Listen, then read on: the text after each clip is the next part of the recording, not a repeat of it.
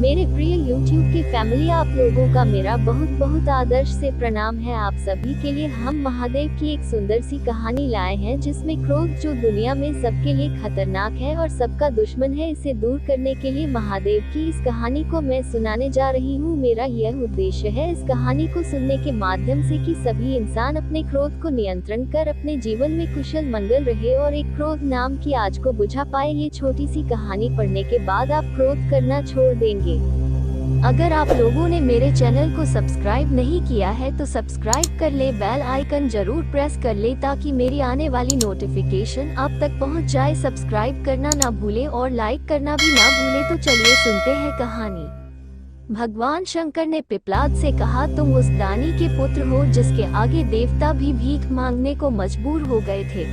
इतने बड़े दानी के पुत्र होकर भी तुम भिक्षुकों पर क्रोध करते हो। महर्षि दाधिची के पुत्र का नाम था पिपलाद।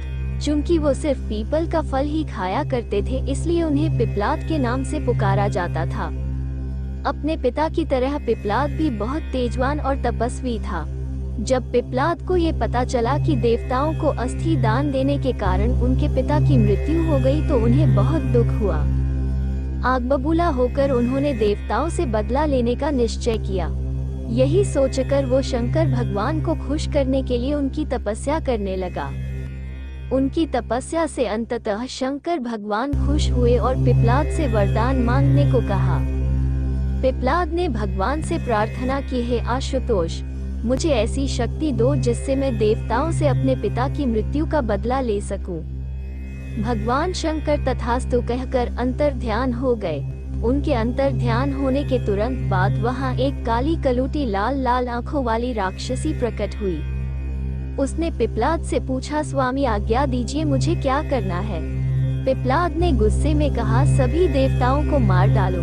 आदेश मिलते ही राक्षसी पिपलाद की तरफ झपट पड़ी। पिपलाद अचंभित हो चीख पड़ा, ये क्या कर रही हो। इस पर राक्षसी ने कहा, स्वामी अभी अभी आपने ही तो मुझे आदेश दिया है कि सभी देवताओं को मार डालो। मुझे तो सृष्टि के हर कण में किसी न किसी का वास नजर आता है। सच तो ये है कि आपके शरीर के हर अंग में भी कई देवता दिख रहे हैं मुझे, और इसीलिए मैंने सोचा कि क्यों न शुरुआत आपसे ही करूं।